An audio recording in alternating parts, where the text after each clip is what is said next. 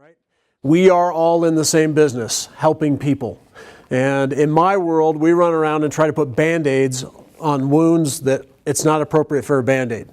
And you guys come in and do the heavy lifting and the helping families and taking care of those things. And so I want you to hear it from me that we appreciate that work. And we couldn't have any of the successes that we do have without that partnership and collaboration. So kind of like in my world, you don't hear it well often enough, so thanks, seriously. We're going to have a really direct conversation today. There are going to be some things that people are like, ugh, I didn't think about that, or that was beyond where I thought we were. Okay, we're going to go there in a lot of these instances.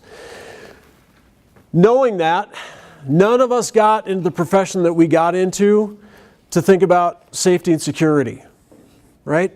It's just kind of crept up, and the world has evolved into this kind of weird space that we weren't really prepared for. So I'd ask that for the next hour and a half, be present in the moment. And what I'm saying is no cell phones, no texting, just stay here for us, right? I hope that you've heard feedback that this is time well spent. And so if we can just take a few minutes to dial in here, hopefully that makes a bigger difference in the rest of the world for us. Okay, fair enough? I also want to acknowledge the partnership with these guys. Chris isn't here yet, but Brian, Chris, the rest of the team, one of the things that I do is go and do safety and security assessments and surveys and talks and all kinds of different things. And when folks come in and say, hey, can we have a security assessment? My question is always, what's your baseline, right? Where are you at and where do you want to be at?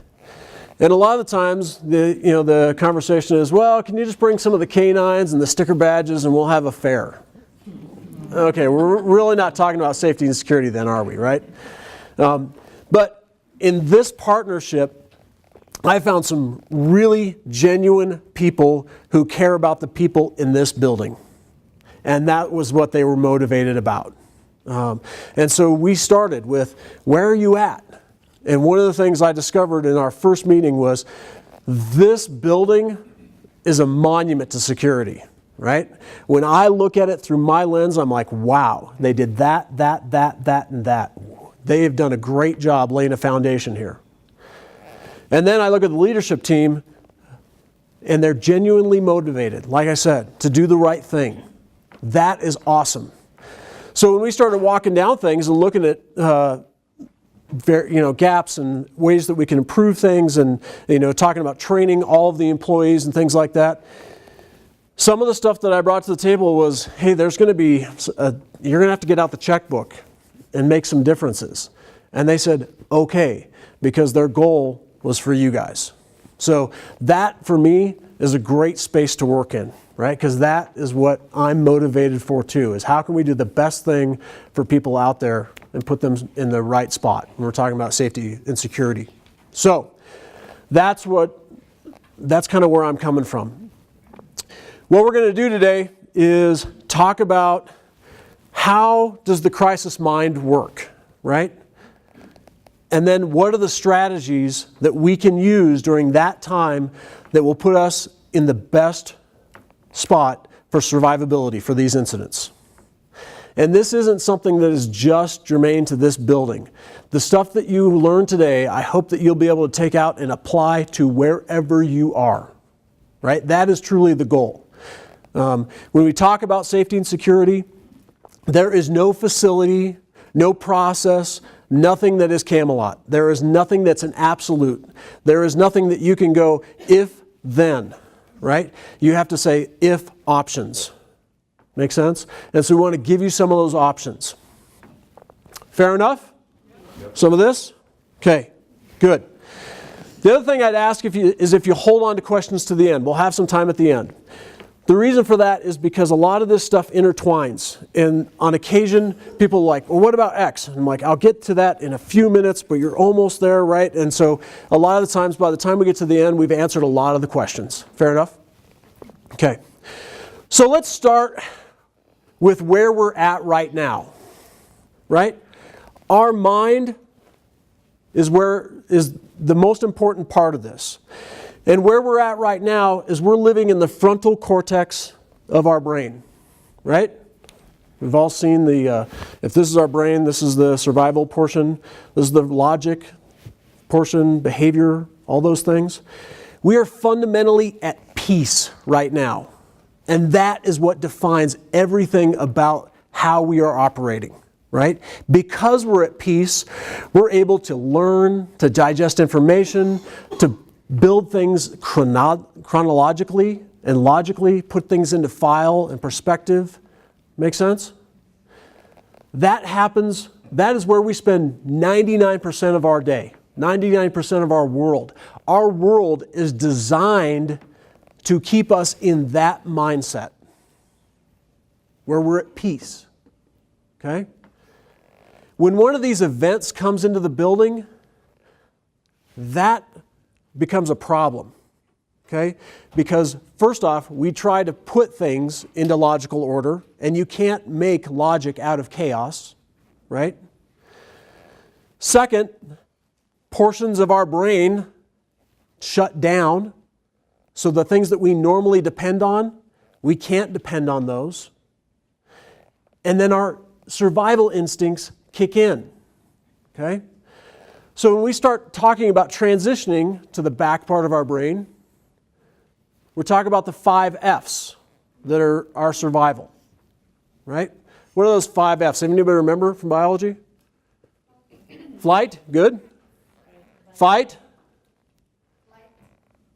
Flight. Freeze, good. Flight, fight, flight, freeze, food, and reproduce. Those are the 5 F's, okay? Fornicate if you feel better about it, okay?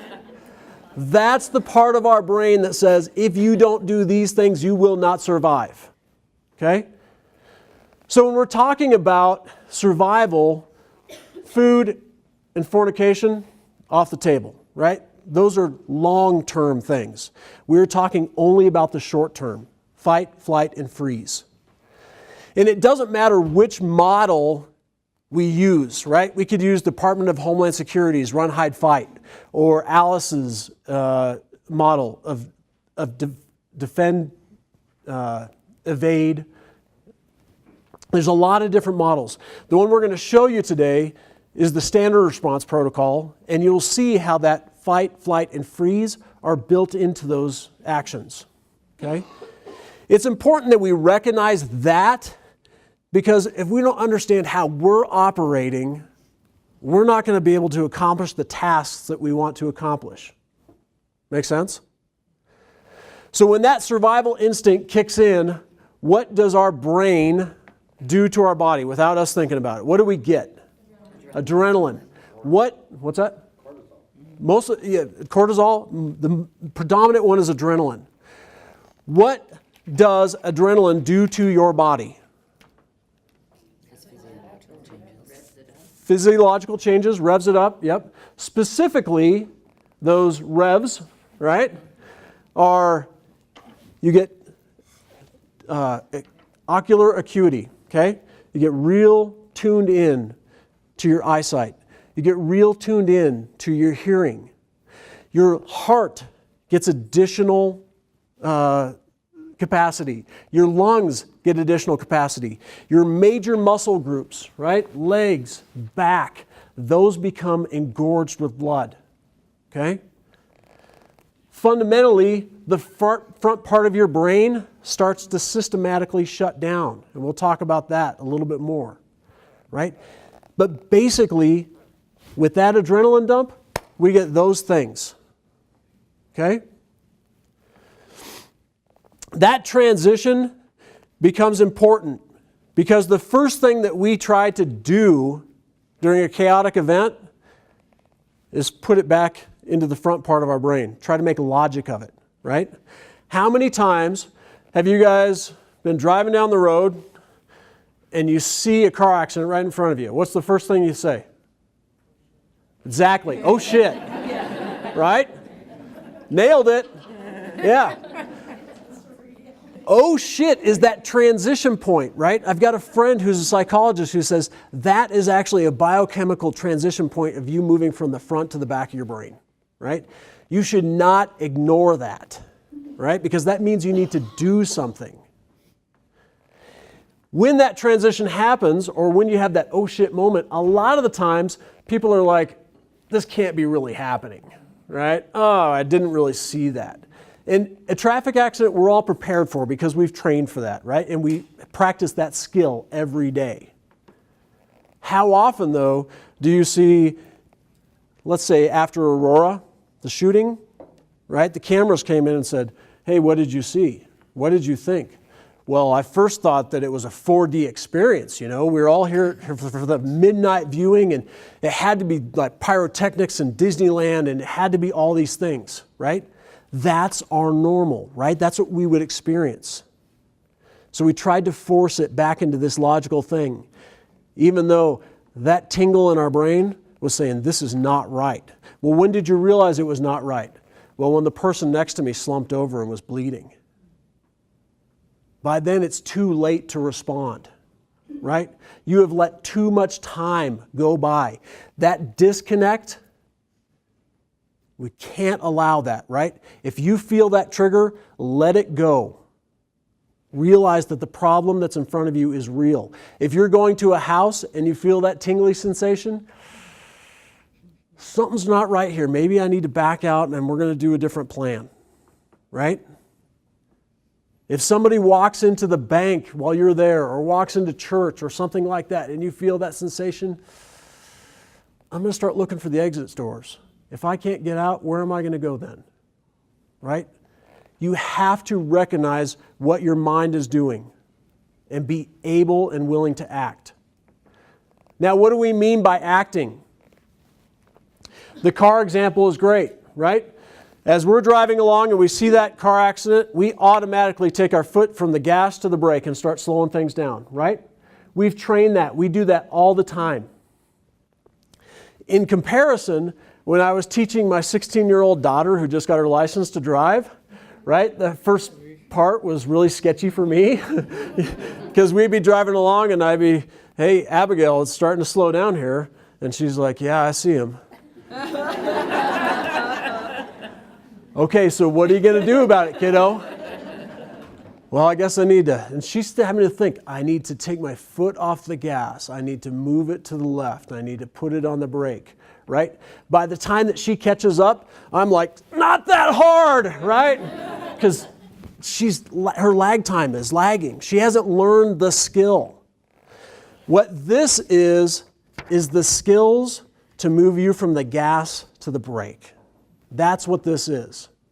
And you have to have this training to understand that. Otherwise, chaos comes to you and you're like, I don't know what to do. Right? Just like Abigail, I don't know that I should move my foot. I should do that skill.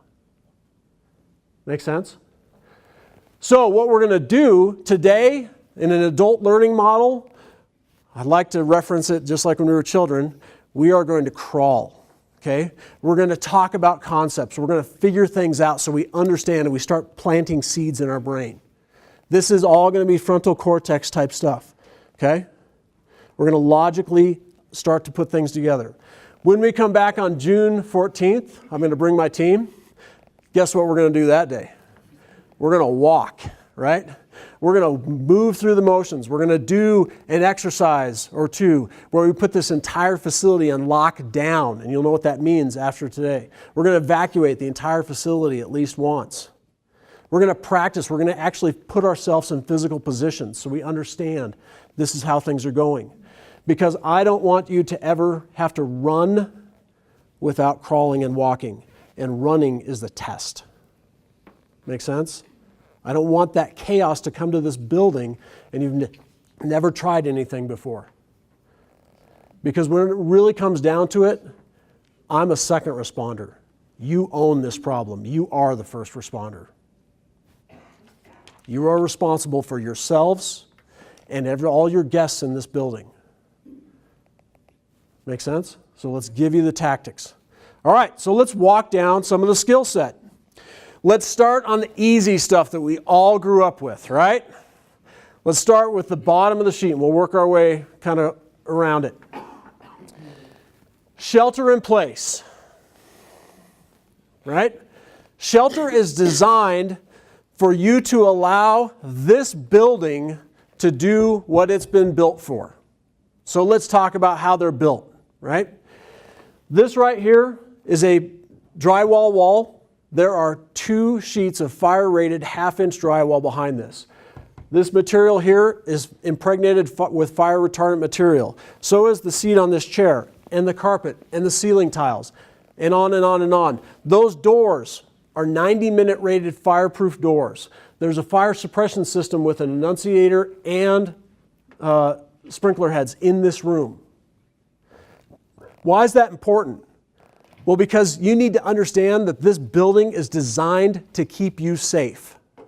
Not only from fire, but from exposure, from chemicals, from wind, right?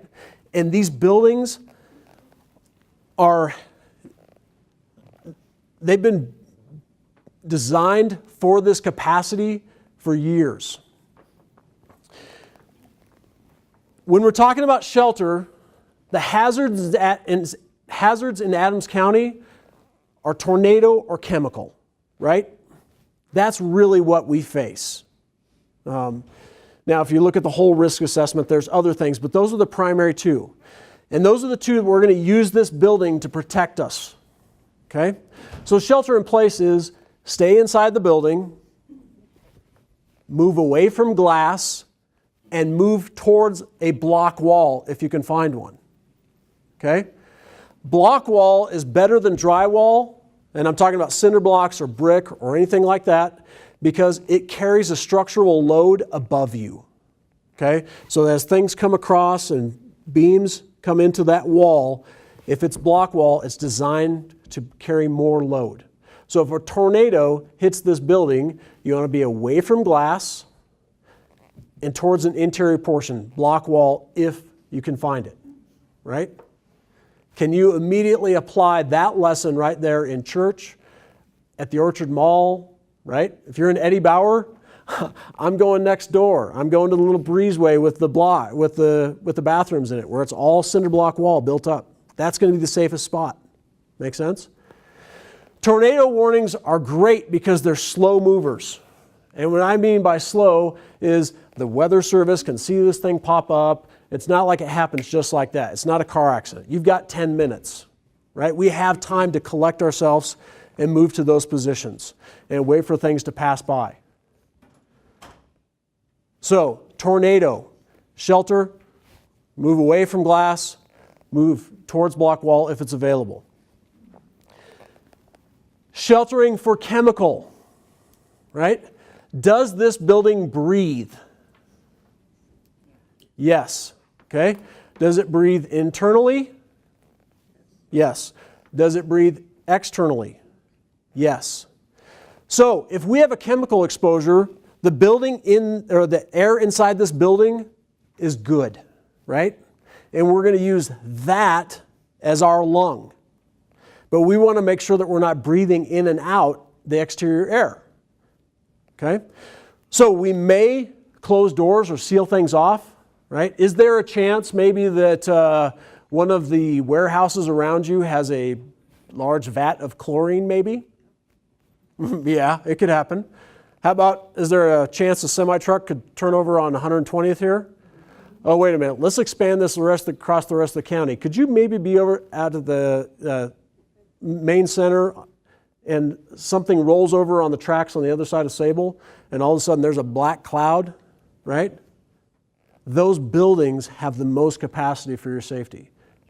So we want to keep the doors, limit the exposure to the exterior doors, and turn off the HVAC in this building so we're not recycling anything that's not good. Make sense?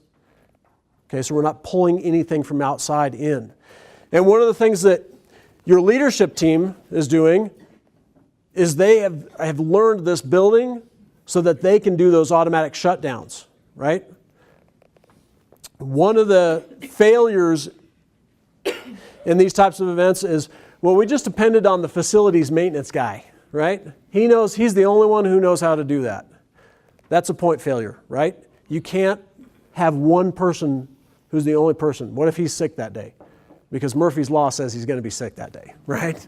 Right? So Brian and the rest of the team, the leadership team, are learning that so they can shut down things and then use this building for what it's designed. Shelter. Make sense? Easy, right? We all learned that. When we were kids, it was duck and cover, right? To which I never understood. I'm like, I'm only in 5th grade, but I know that NORAD's less than 100 miles away in the blast radius. I'm done. Why am I doing this? This is dumb. Yeah, right? Right? The hazards that we have that are realistic, the buildings give us a great advantage. Okay, evacuation. This is also something we're really familiar with, right? We all grew up doing evacuations. It's part of the fire code. As a reference, I'll reference some things related to schools because the data is so good there, right? We study these things. For example, when is the last time a student died in this country because of a fire where the building was on fire? 1954, right? Long time ago. At that point, they had the door rails to get out. The crash rails were that bar, right? Remember that we all had, and you had the steel post in the middle. Part of the reason why kids died in that fire is because there were chains around there to keep them in and to protect things because they didn't have the locking mechanisms that we do now. That's why that crash bar is what's approved. You can't put a stop in that, right?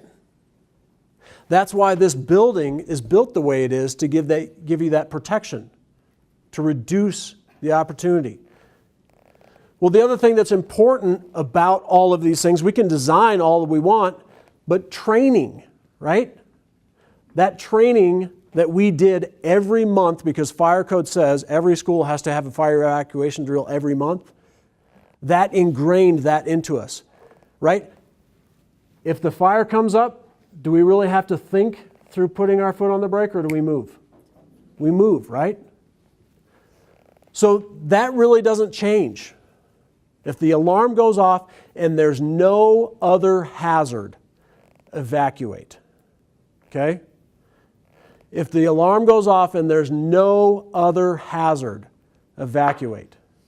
And when you evacuate with caution, right? Go, look, listen, proceed. Go, look, listen, proceed, right? Step through the building. We're going to talk about why that's important when we get to lockdown, but if it's just a fire emergency, evacuate. One of the things that we're going to do, speaking of, we're going to start checking off things off the checkbook list for Brian, right? We're going to get signs posted in your evacuation areas so that you know where to go, where we can rally, right? And that's important because you are the only people who know who's supposed to be in this building, right?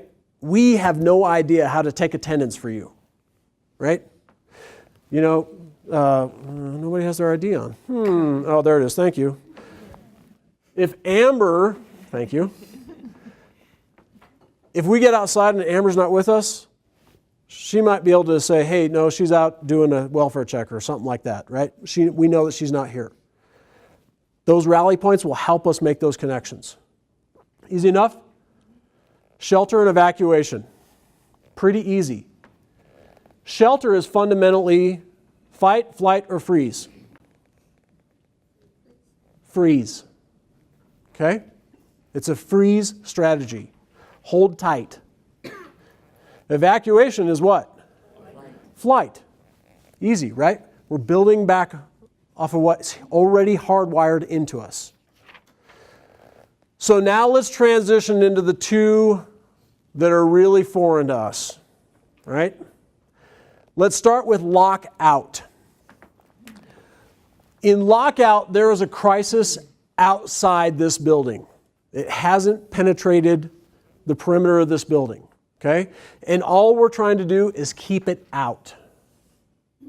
Make sense? The crisis is outside the building. All we're trying to do is keep it out. Now, we have to set the stage, right? We have to pre-plan. We have to prepare to be able to lock out and know who's supposed to come in and who's not supposed to. About a month ago, you guys got a memo saying, "Dear friends, we are all now going to start wearing our IDs 100% of the time." Remember?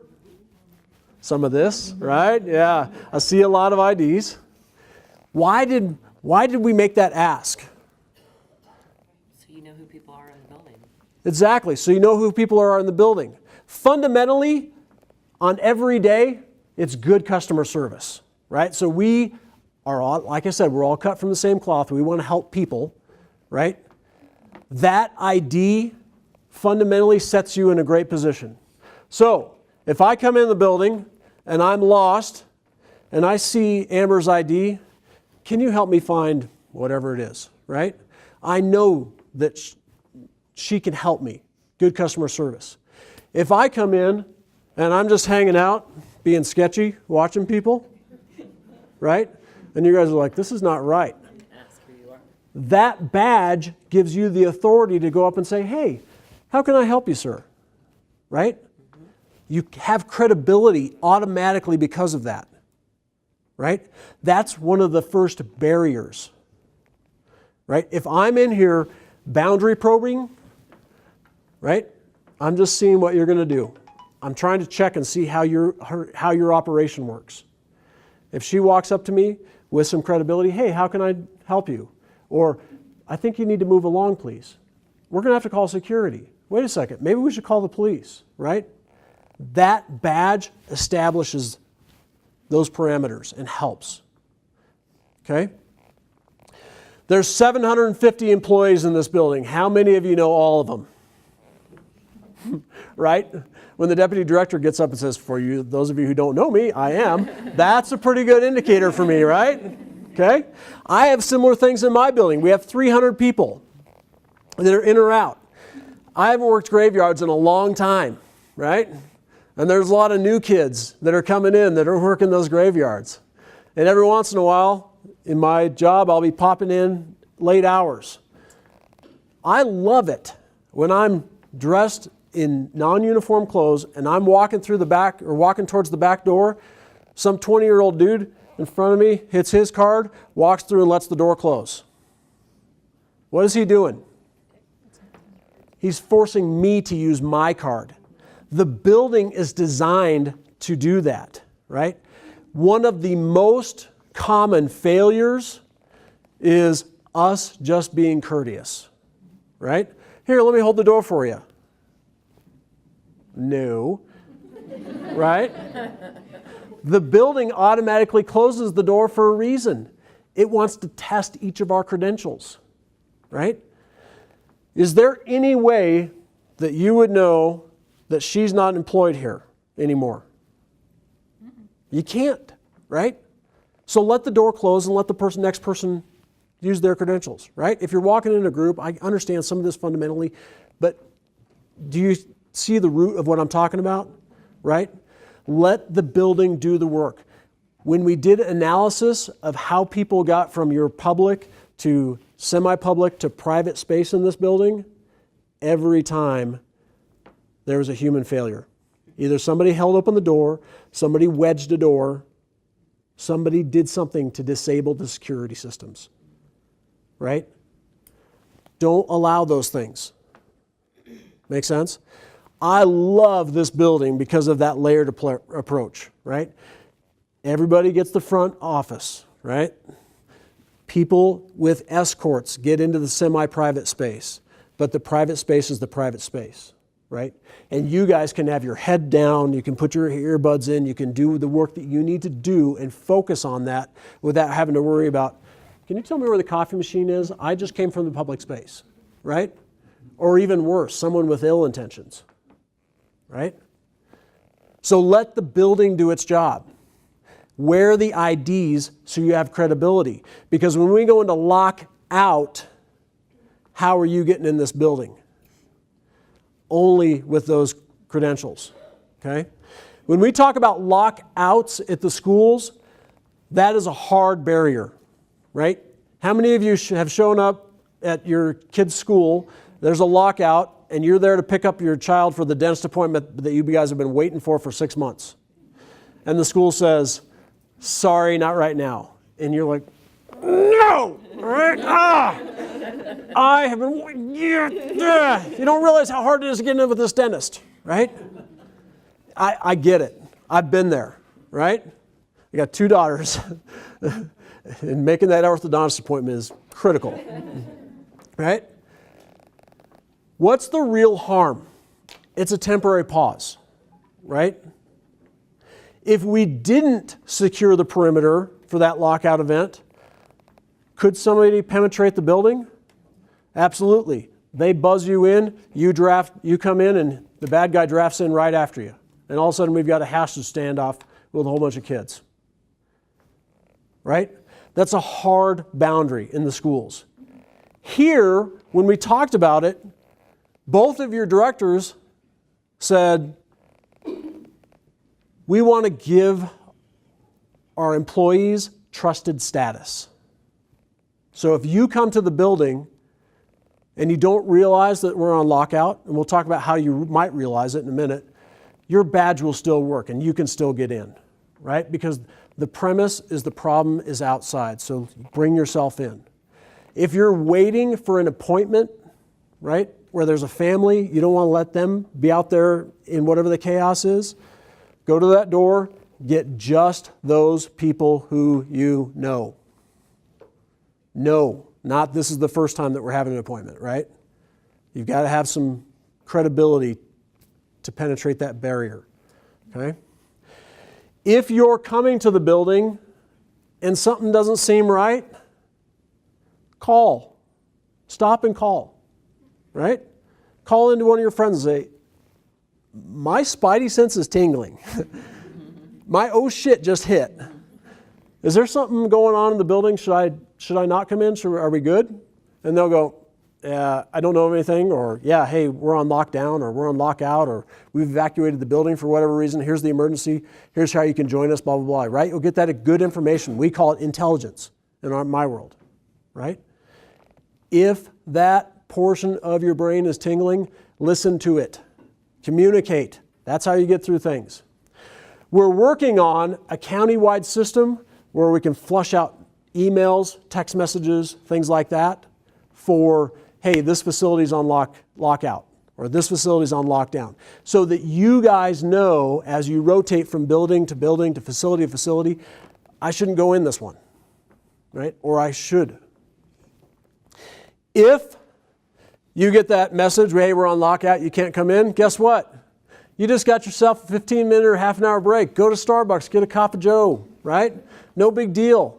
They will support that, right? There's no reason for you to keep bouncing towards the building if there's a problem in the area. Lockouts normally last 10 to 15 minutes. It's a temporary thing, right? Lockouts might be called by you guys because, hey, there's somebody outside that we don't want in. It may be something where we call you and say, hey, can you guys put your building on lockout? Reasons why we might do that is, say there's some type of wild, wild west police chase with the bank robbers and all of a sudden it ends in a gun battle, right? We don't want you guys coming out into that. Give us a few minutes to get it calmed down, right?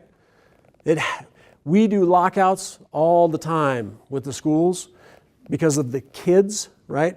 For you guys, we will do it less because it's fundamentally an adult population. But if we call and ask, secure the perimeter. If an adult is inside and they want to go out during a lockout, here's your line, right? Because people are like, I don't know what to tell them. No, right. Hey, you're an adult, you're free to leave. There's a problem in the neighborhood, and I don't know what it is, right? But we're on a lockout, which means there's a problem outside. So normally those are only like 15 minutes or so. It might be a little bit longer, but we would love for you to stay, sit, hang out for a little while. And we'll let you know as soon as we can go, okay? Perfect. Who is going to walk away from that, right?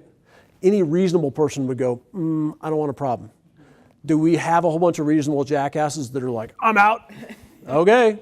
you're out. Exit at your own risk. Yeah, exit at your own risk, right? If there's kids that want to leave, guess what? We're their custodians. They're not going anywhere, right? Our obligation is to make sure that that juvenile is making a good decision. Okay? Same thing in the school. They aren't going anywhere.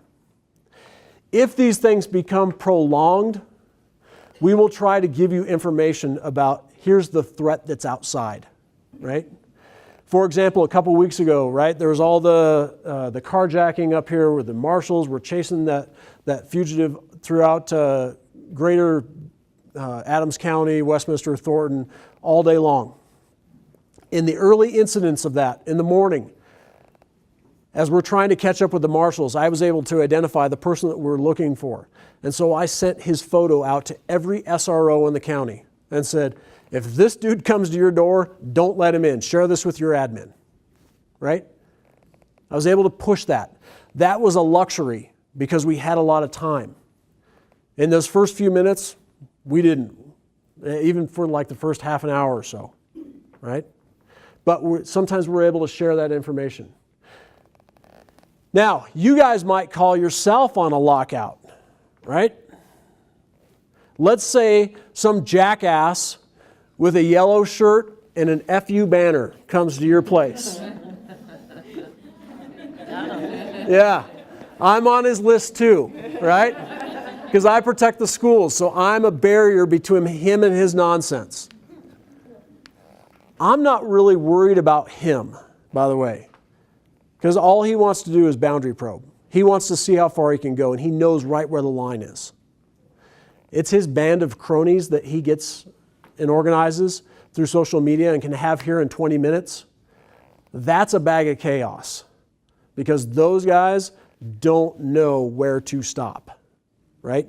And he intentionally forces them out. Hey, Mikey will do it, right? Type of routine. Okay? So if they show up at your door, why would you not say, we're on lockout, nobody's coming in or out? We're going to call Westminster Police and have them come up, and we're going to come up and say, you can't do that here, right? You know where the rules are. You are free to protest. I totally understand that, but you have to do it at this space. Understand? I do. F you, blah, blah, blah, blah, blah, blah, blah, blah, blah. First Amendment. Attorney. Okay, cool. Right? And then we'll just put a blue line between you and chaos, and you can go back to your work and open the doors. Why would we not do that? Why would you not protect yourself? Right? If you know that nonsense is coming to your door or you see it arrive, just put a stop. There's no reason to let it in the building. We'll come help. That conversation, 10 or 15 minutes, and we're back in business, right? Make sense? Lock out. There's a problem outside the building. What is our fundamental F? Freeze. It's freeze. Okay? Everybody smooth with these three. Lockout, shelter, and evacuation. Now let's talk about lockdown. Could San Bernardino happen in this building? Absolutely. Right? Are we set for success because of the way this building was designed, especially if we allow it to work? Absolutely. San Bernardino basically occurred in a building that was taller than what you guys had at 70th and Broadway. Okay? It was a mess, right? That building, people could wander all over the place. That's how that happened. Okay? This building is a lot better protection for you guys, especially if you allow the systems to work within it. Could an active shooter or an active murderer or someone wanting to do a kidnapping, could they come into church? How about the movie theater? How about the store? This can happen anywhere. Sadly, right? When we talk about schools, a lot of data. Between Columbine High School, April of 1999 to December of 2012 at Sandy Hook, we had 184 school shootings in this country. Right? You'll see there was a study that just came out in the Family Medicine Journal, I think it was, last week or 2 weeks ago, that talked about shooting events where there were 4 or more victims, right? And they compressed all those numbers. But what's the difference if a kid walks into a school and commits suicide? So you have 1 fatality. You've got gunfire in that school. You've got gunfire in this building. We want to go into a safe position. Make sense? 184. April of 99, December 2012. Since Sandy Hook, we've had triple that. Right? This has become a social norm for us. Sadly. There's a lot of these that don't even get news coverage. What the hell? Right?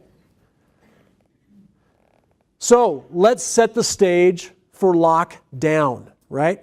Lockdown is there is a violent, active person in the building.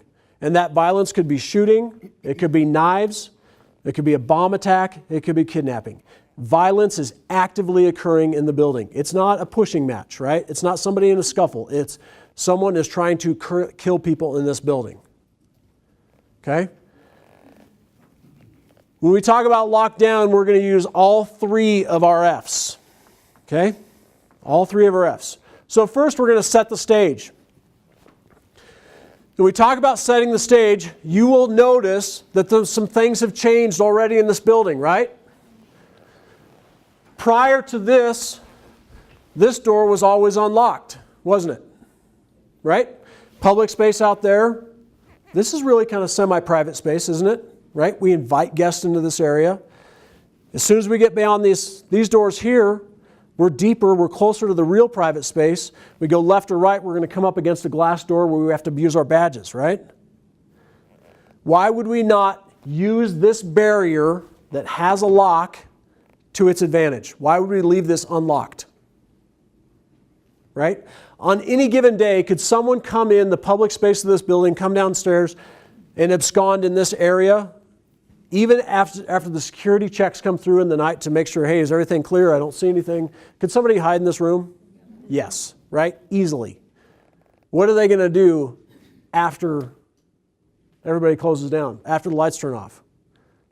Well, if they're going to be like the Columbine kids, they're going to set bombs. Right? That's a worst case scenario, but that's how that happened. Okay? If we're in this room like we are right now, and all of a sudden we hear gunfire out in this part of the lobby, this door, even if it's locked and opened, right? It can be open and locked. All I have to do now is pull it closed, and we've got a barrier. From the Sandy Hook report, we learned, and we know it's still true, that a locked door is 100% safe. Okay? So why not use the ones that we have? Now, I'm not advocating that we put a lock on every office door or everything in this building, so don't take that as the message. But if we have that opportunity, use it, right? So, for convenience, for those of you who work on this side of the building and trudge through Apple A or B over here to get to the shortcut to the bathrooms, that's not going to happen anymore, right? Right? As people have gotten up and gone to the bathroom and come back in, somebody has to get the door for them. You guys all might be thinking, man, why don't they just unlock that door?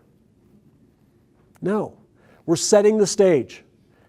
Are we compromising convenience? Yes. And in my mind, that's not a compromise. Okay? Hey, watch this. Ready? Welcome back. Hi, how are you?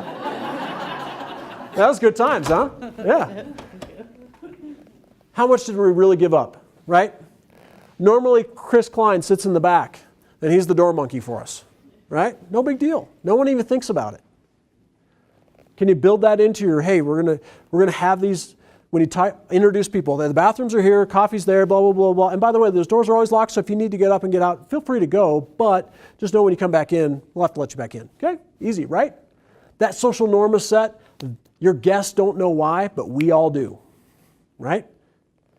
Because when we go back to this part of our brain, what muscles are engaged?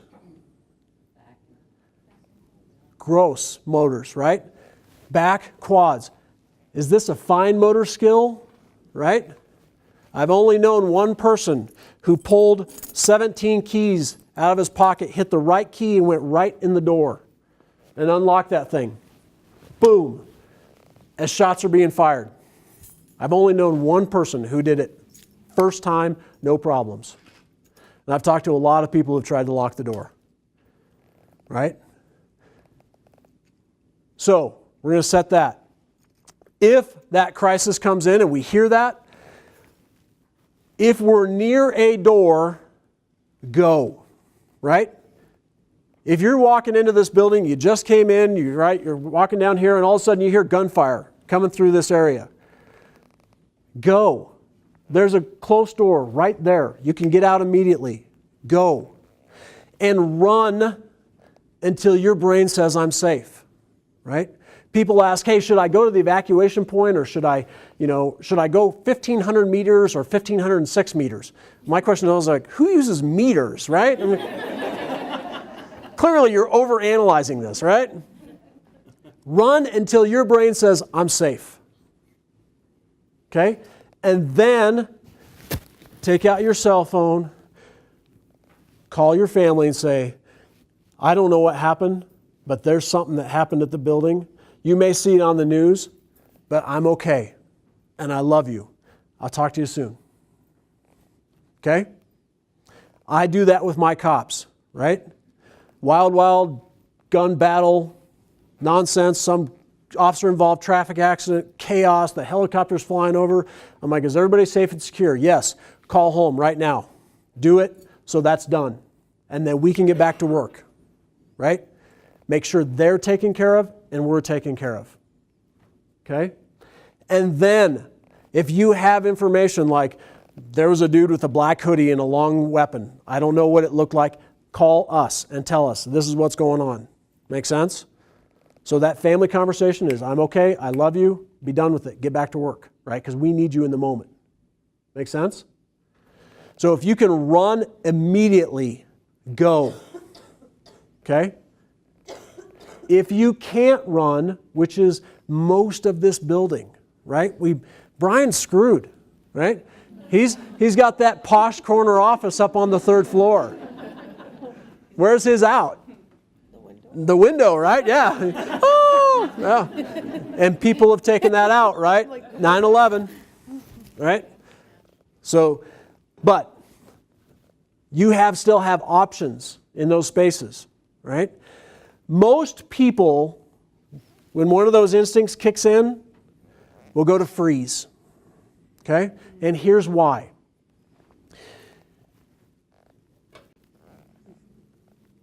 There's a process for decision making, especially in crisis. It's called an OODA loop. Does anybody know what that is? Okay? Oh, he does. He's punching it in, okay? OODA loop. Observe, orient, decide, and act. Right? As I'm coaching Abigail on how to drive the car, I'm teaching her observe, orient, decide, and act. Right? For us, we can observe and act really quickly when we're behind the wheel because we've trained and we've done that over and over and over. For this, that cognitive disconnect, the thing that we talked about in the crisis mindset, is where you get hung up. Right? If Brian pulls out a gun right now, I first have to know it's there. That's observation. Okay? Is there a gun in this room right now? Yes. Right? There's one on my hip. Okay? So we all know there's at least one gun in this room. Right? Okay? Is this a threat? Yes. No. Right? It's holstered. I'm not waving it around doing anything like that. That's that orientation. Right? An object can be present and not a threat. right? A person can be present and not a threat. Make sense? Observation, orientation. I have to make sense of what I'm seeing and gauge it for what it is. Now, decision is Brian's got that gun, he's pointing it, I'm moving, right? I'm engaging him. I'm doing what I do. I'm doing what I've been trained to do because I decided and acted, okay? Most people will get lost in orientation and they'll freeze just because that's where they're comfortable, right? Because they don't know what to do. So, we've already talked about a couple freeze strategies, but here's another one, okay? So let's say that we can't get out of this room, right? All of a sudden, the alert goes off. I'll play that for you a second. We're going to bury ourselves in corners where we're out of sight, okay? So this window has a door, or this door has a window. Every time, right? Okay?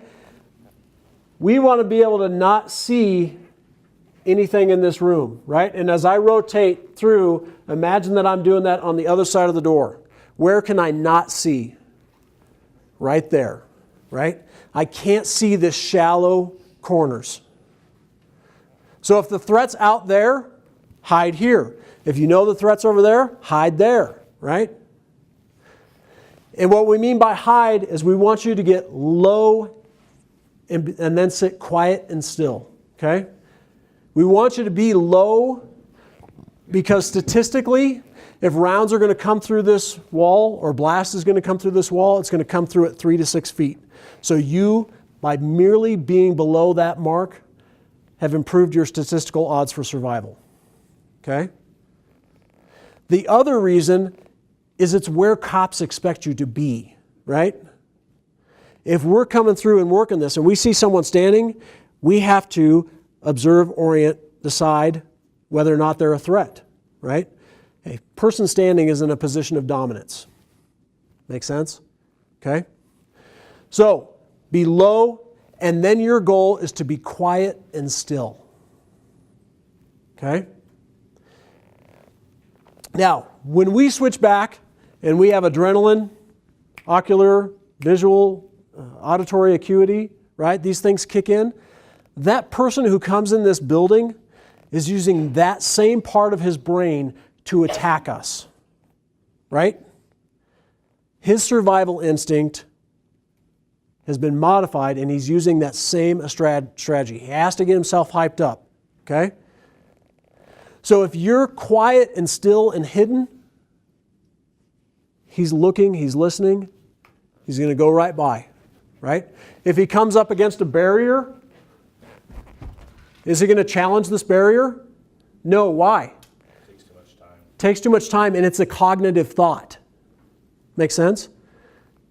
Unless he knows the person that he wants is behind this barrier, but what do we know from the school setting? A locked classroom door, a locked barrier is 100% safe. Okay? Make sense? We're still and quiet. We're hanging out down there. Now, what if the fire alarm goes off during this? Oh. Okay, I just got 2 shits. Oh, right? Okay? She answered it right off. You stay put. Okay? The overriding hazard is that active, violent person in the building. Okay? And they might use the fire alarm to get you up and out of your hiding places. So don't listen to that. Okay?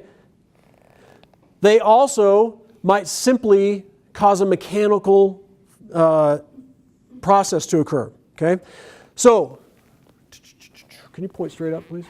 See that little 2-inch metal disc right above her? They're in all the ceiling tiles, about every 12 feet.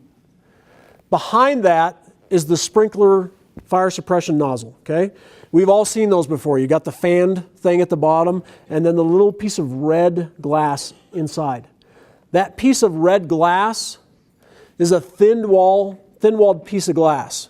As the pressure changes in this room because of heat, all right, all of you that are science geeks like me, PV equals nRT, right? Okay, Boyle's law, things change. that glass breaks. When that glass breaks, it sends the rest of the system into alarm, okay? It turns on the sprinklers in this room, at least, and then it sends the signal so everybody can get out, okay?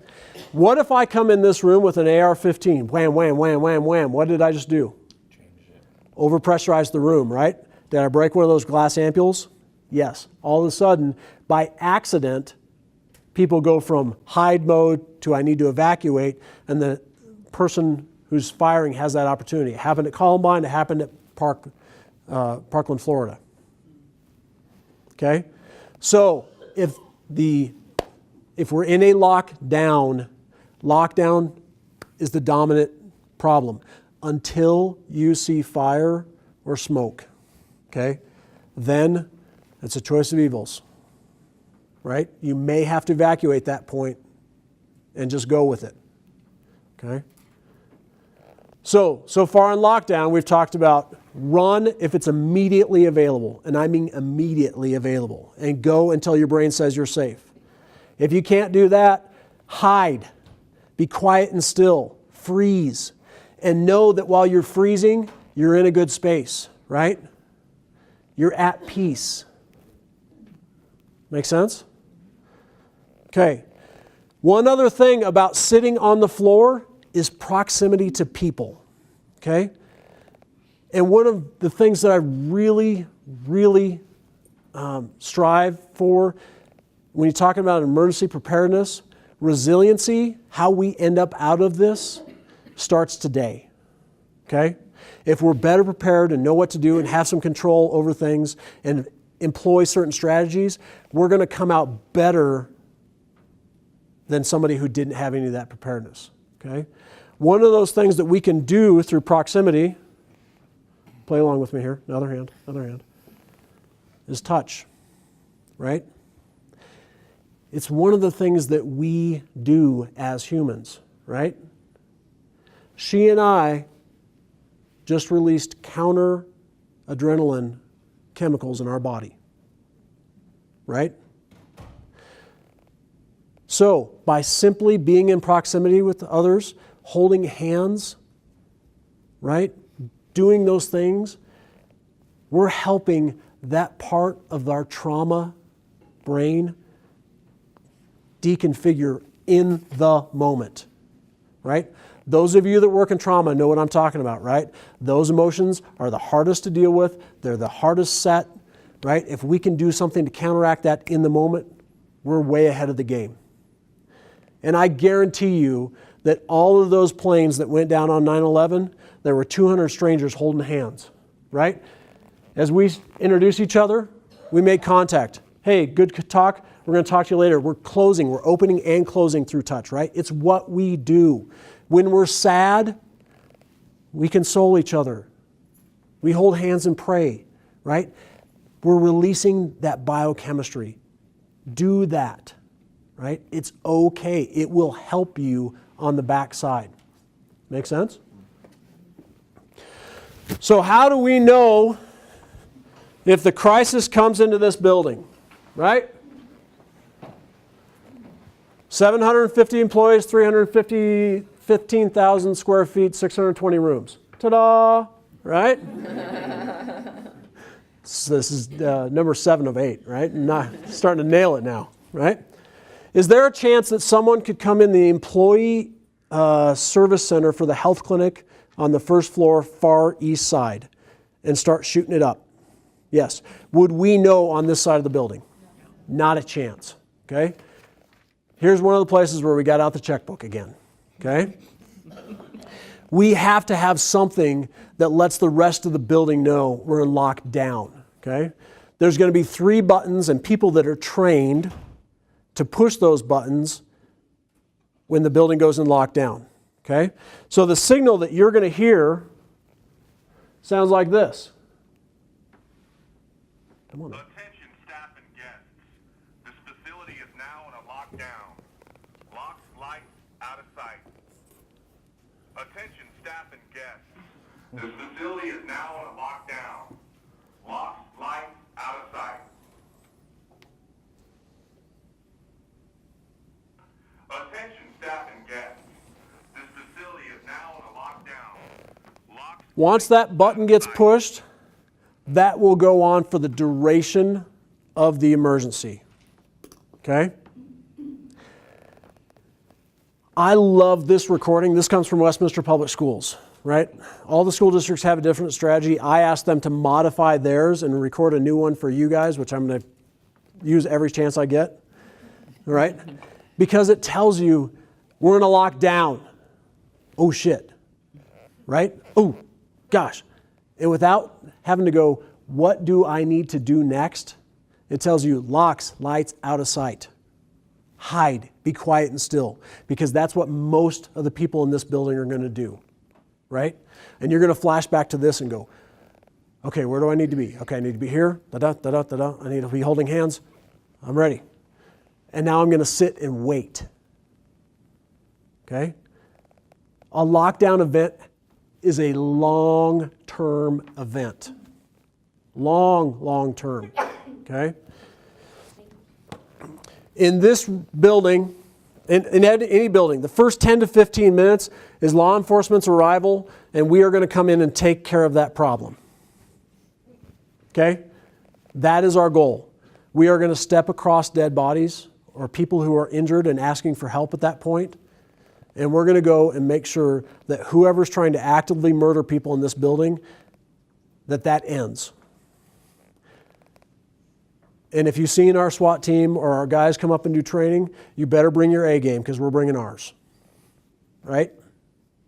Okay? So that first 10 to 15 minutes is usually us stopping the threat. After that, we're going to go back to those people who are injured and we're going to do life safety strategies. We're going to make sure that rescue can get in safely, get them out, apply tourniquets, do all the things that we can do to stop that bleeding and get people to hospitals. Then we're going to intentionally pause and we're going to get with your team, your leadership team, and say, okay, we know everybody in this building is at least safe because they're not moving. They're behind a security perimeter at some level. And then we're going to systematically be going room by room by room to open doors and release people and tell them it's okay. Right? That's going to take a lot of time, isn't it? Yeah. In a building like this, even with all the agencies that are coming, it'll probably take 4 to 6 hours. Okay? Here's why. Because the people who bring violence into this building are most likely already in the building, legitimately. Right? It may be an employee who's disgruntled. It may be one of our customers that's upset. It may be, sorry, I can't see your ID. Jim, I was going to go with Jim. Jim's You would have been right. totally going to go with that, yeah. Jim's wife comes in and brings him lunch every day, right? So we don't make her sign in because she comes in every day. But do we know that they've got this horrible divorce brewing on the back end and all of a sudden she's coming in, she's going to do suicide, homicide? Right? Did we just let our guard down and let somebody in the building beyond our security perimeter, right? All that we've talked about and all this stuff? Because she's trusted, because she's Jim's wife? Right? Those types of scenarios play out all the time when we look at these. Especially that is one of the most common when we talk about adult workforce areas where violence comes in. It's a spouse, it's somebody who's disgruntled. Some type of emotional relationship, or an employee who's disgruntled, right? But it could be anybody. It's only 5% in the schools that there's no connection, right? Right. That was a mindset change for me too, because I thought, oh, these are like terrorism attacks, they're blah, blah, blah. No, they're 80% kids, 15% adults who are legitimately in the building, and 5% outside. It's about a 90-10 split for you guys. So when I come through with our guys and we're going room to room to room, stand up, turn around, face away from me. You're going to get searched. Leave your backpack, everything. We're going this way, right? Because I don't trust that you're not part of the problem until I prove that you're not. Does that make sense? And that's for everybody's safety here. That's why you see backpacks piled outside Parkland, Florida, right? Because they found the rifle. They're like, okay, where's the problem now? Make sense? That's why people come out like this. When officers come into the room, part of the disconnect that you're going to have is in the frontal cortex. Your decision making has shut down. Okay? In the left frontal cortex, your ability to verbally communicate has shut down, right? People who are doing trauma work, yeah, right? So the cops may come in and go, hey, stand up, turn around. And you'll be like, right? I can't do that. I can't process that, right? And so the cops get barky. I said, stand up, turn around. Okay, when you're done, go to that officer. He's going to give you directions to the next officer, blah, blah, blah, blah, blah, blah, blah. And we're going to cycle everybody out, right? Why can you not make those decisions? Let's put it in a day-to-day example, right? Let's say you come in and the first thing you see in the morning, right, you're having your coffee, everything's cool, and you see that crappy email. You're like, it's going to be one of those days, isn't it? And sure enough, it is one of those days because the first two families that you end up dealing with are way up here, and they're like, no, we're going to do this. And you're like, no, this is the way it's going to be, and you're going to get a restraining order, and blah, blah, blah, blah, blah, blah. Game on, right? Go. Right? So you're operating way up here all day long. Okay? This is your stasis. This is your baseline. And you go home, and you have to go below your baseline to get back to stasis, right? Anybody who does any work with chemicals or drugs, that's what you have to do, okay? So we do exercise and things like that to get back here. It helps, right? But you go home and your spouse says, what do you want for dinner? And you're like, I don't know. Well, how about spaghetti or pizza? You decide, right? How many of you have had that experience, right? Yes. Seriously, right? In my background, I was a Crimes Against Children sergeant when Jessica Ridgway was abducted and murdered. That was my team's case, right? On the first 20 days of that, I was the operations day shift watch commander, okay? My wife at the same time was the manager of a pediatric cancer unit with 80 beds. We would come home, what do you want? I don't know, what do you want? I don't know. Can you just try? I mean, right? La, la, la, la. And we would have to ramp ourselves up through argument just to get to no, right? So recognize that about what's going on here, about yourself, right?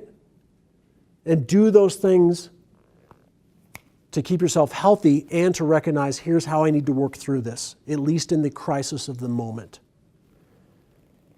Make sense? So we're hidden, or we've run, we've hidden, but for whatever reason, the fight came to us. Because sometimes it happens, right? Maybe you're in Macy's when the problem comes in the door. Is there a lot of hiding spaces in Macy's? Oh, absolutely. Yeah, clothing racks, right?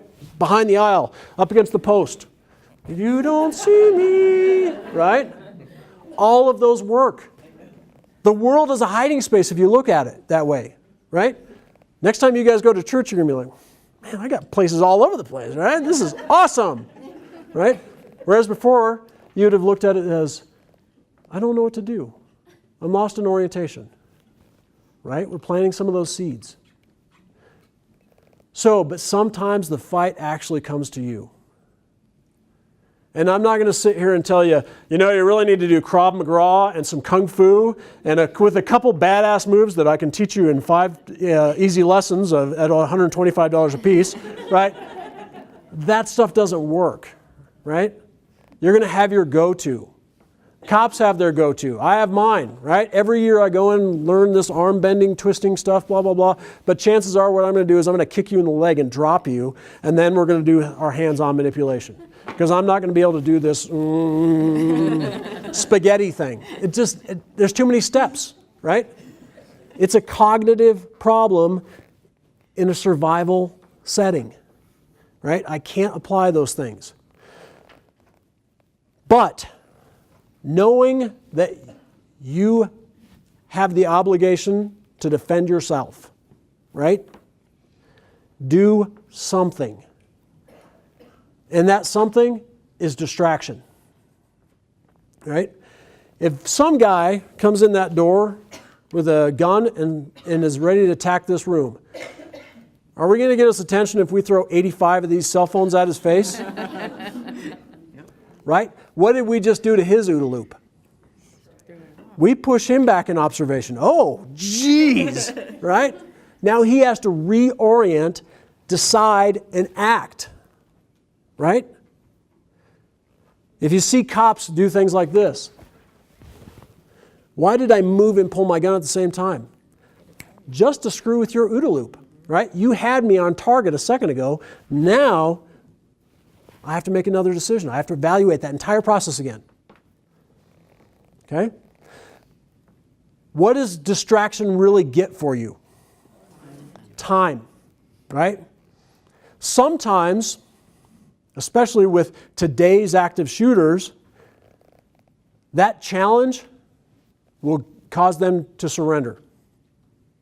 And what I mean by surrender is I'm talking about this in a threat assessment way, okay? In a threat assessment model, suicidal is homicidal, homicidal is suicidal.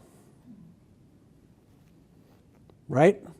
If you're willing to kill others, you're also willing to kill yourself. You know that going in. Okay? If that dude comes in, takes 80 cell phones in the face, what's the chance he's going to go and end this? Is that a good thing? Absolutely. Is it going to suck? Absolutely. Right? It is what it is, though. Why not challenge him? Why not push him back into that OODA loop and force him to make some other decision? Right? How about, where are the kids getting their training nowadays for these acts? And by kids, I mean like less than 35 years old. Okay, you answered it, right? YouTube, mostly video games. That's the only tactile, interactive portion of this, right? What's the consequence for losing at Halo? Yeah, restart, give me some more Cheetos, right? There's nothing. There's no physical anything. And so as soon as we introduce something physical or some type of barrier, that changes the dynamics for these guys. James Holmes walked out of the Aurora Theater and had the tactical advantage over those cops. Period. Why did he surrender? Because the first time he had a gun pointed in his face. It made it real for him. Ooh, this isn't a reset. Right? So if the fight comes to you, it may be your given day. It may be. But I don't know about you, I'm not going down without a fight. I'm not going down without doing something. Right? Your goal is to distract. Buy time. Force them back into their decision-making matrix. Make sense?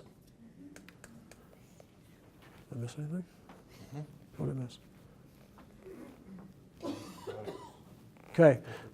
So, fight, flight, and freeze.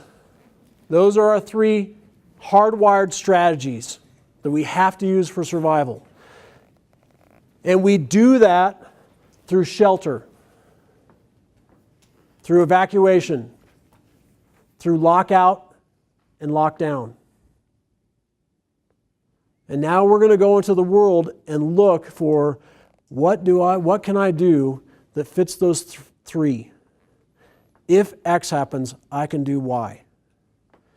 Because you have to think about those things on the front side, right? That's what, how many of you know cops, nurses, doctors, right? How much time do we spend doing training? A lot, right? That initial training, that crawl, was an inoculation. You guys have all got an inoculation now, right? Does that last? No. We're going to come back and give you a booster on June 14th, right? And we're going to up the game a little bit. We're going to have you sit on the floor. And we're going to have you sit there for a while because I want you to have muscle fatigue. I want you to go, oh, it's not comfortable. Yeah, because the first time that event happens, I don't want you to have to run a marathon, right? Let's walk. Let's run just a little bit, right? Let's test those things. I'm not made to go on the floor either, right? Not anymore. That ship sailed. But I know if I have to, I'm going to practice a little bit first. Questions? Yeah. I hope this has been brought up in these trainings. My big concern is every single morning when I come into the employee entrance, there is at least one family or one client that is lost and doesn't know where the main entrance is, and they're trying to get in over here, and they see employee entrance, and they have to drive back around. I'm not sure, but I would say every single day I encounter at least one person. One day I encountered 5 between coming to work, going on my walk, coming back from my walk, and going home. So that hasn't come up, and that's awesome that it does. Each time there's something that we can tweak, something we can gap. So most of the time, some signage helps with that. Also, preloading the conversation on the website of this is the place where you should come in, or sometimes printing materials that say come in on this side with a little map of the building. We do that at the courts. A lot of different things like that. That's a great idea. We'll And I've follow told up. my supervisor, I've told probably 4 or 5 supervisors, as well as Pam and the desk. So I've been very verbal about this. Okay. But honestly, I get more worried about the safety of me and my fellow workers in this building, and I just encountered it again So- with a mom and 2 kids. So what has changed today for you? Well, I'm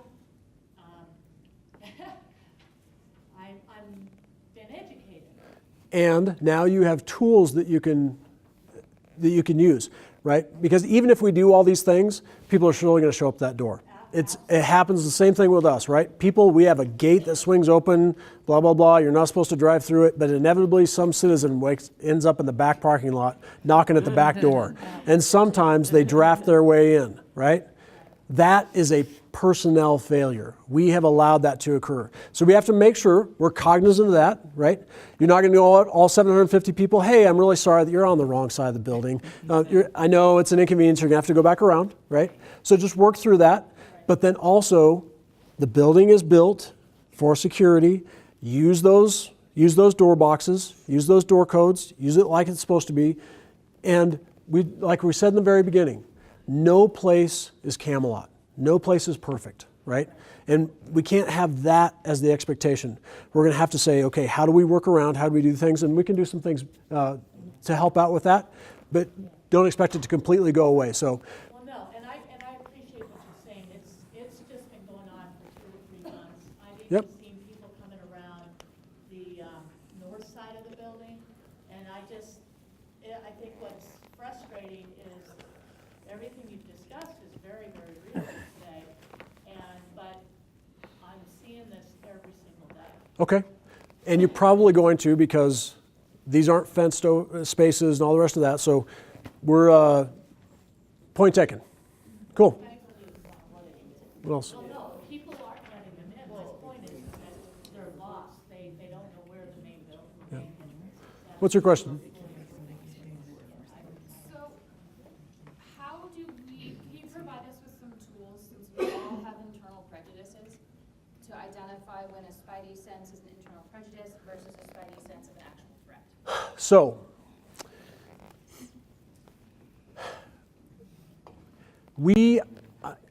I work on the premise of I do my very best to eliminate any of those prejudices, right? And what I'm looking for is behavioral cues, right? Now, when you start talking about those types of things, regardless of race, ethnicity, gender, any of those other things, we don't see, someone else of a different ilk come in and go, I'm automatically biased against that, right? I believe that you are like me and like my peers. We look for behaviors. Why is that guy standing weird, right? Something about this isn't right. Try to think about it. What is the behavior that I don't like, right? And then elevate a countermeasure to that behavior based on what's appropriate, right? Hi, are you lost? I thought maybe I can help you. No, I'm just waiting for somebody. Oh, who are you waiting for, right? Why not strike up that conversation, right? Versus someone who comes in and is very dominant, aggressive, loud, right? Those are real easy. But this soft approach on any of those things, if you start with that type of thing, focus on the behaviors and then go from there. The more aggressive person, they're demonstrating different behaviors, right? So that's what we're talking about all the time. And we just want to do countermeasures to whatever that might be. I would say, don't put yourself in a trick bag by saying, I have biases. We all do, right? When your spidey sense is tingling, go, what about this behavior do I not like, right? And address that. And some people might say, oh, you're a racist, you're a jackass, you're a homophobe, you're blah, blah, blah, blah, blah. Believe me, I get that. Anytime somebody doesn't like when I'm confronting them for their behavior, right? That's their get out of jail free card, they think. No, we're still going to talk about this. You can call me all the names you want. None of it's true. Only I know that, right? And I am the only one who knows that I'm here for the best reason, right? To keep other people safe. So don't get hung up and use that as you're losing yourself in orientation there. You're second guessing yourself, right? What is the behavior I don't like? Let's go deal with that. Is this something that's outside my scope of skills to deal with? I'm going to call the police. I'm going to call security. I'm going to elevate it. Make sense? That good? Okay. One more question. Yeah. When I worked in the schools, there was a lockdown, and we all had access to a way of calling that lockdown within the schools. Usually it was like a code on the PA system or something. Is there something in place for all of us to have access to that, or is there a hierarchy? Like, how, if we see something like that, what would the procedure be for us to call a lockdown or to? We are working on that, right? We want to make sure that we get the systems on the backside in place first, so we have that. There's one thing that I forgot to talk about. I'm glad that you triggered my brain. One of the other things that we're bringing into this building is room labeling, okay? So what room number are you in right now? Apple and B. Number. No idea. Right? Everybody gave me the nomenclature name, which is awesome. Apple A or B, right? Or B or C, whichever. We're in B and C, right? Okay. But 1118 is what we need to know, right? Because that's what corresponds on the fire map and all the rest of that. And say that we're in a lockdown and we're hiding, and the active shooter or the person is right outside the door. When you call 911 and say, he's right outside the door, they're going to say, where? And most of the time, your response right now would be, Apple? And the dispatcher, I don't speak your code, right? So what we're going to do is in every room, we're going to have the room number labeled. 620 rooms. Did we get out the big checkbook for that one? Yes. But now you can go, he is right outside 1118. And we have corresponding maps, and we can go and work that problem. Or we know the system, right? First floor, one, We're going to go drill that down. Make sense? Or during a long term, you can text or call 911 in Westminster. So if you're on this side of the highway, you can text to 911 and they can reply back to you, right? Can't on the other side of the highway. AdCom doesn't have it yet. But you can say, this is the problem, right? Somebody's having a heart attack in this room. We need someone to help if they can, right? And if we can get somebody to you, we will. Make sense? So we're working on what's the process for hitting the lockdown. the first thing I can tell you is that those lockdown buttons will be in strategic points, right? At least 2 of them in the main lobby, because that's where most likely the threat is going to come in. But we'll follow up with that later on. Okay, good. I want to turn back over to Brian so everybody can get back. I'll stick around and do questions if you guys have any. I really appreciate your time, your attentiveness, your dedication to our community and to this right moment right now. So thank you. Thank you.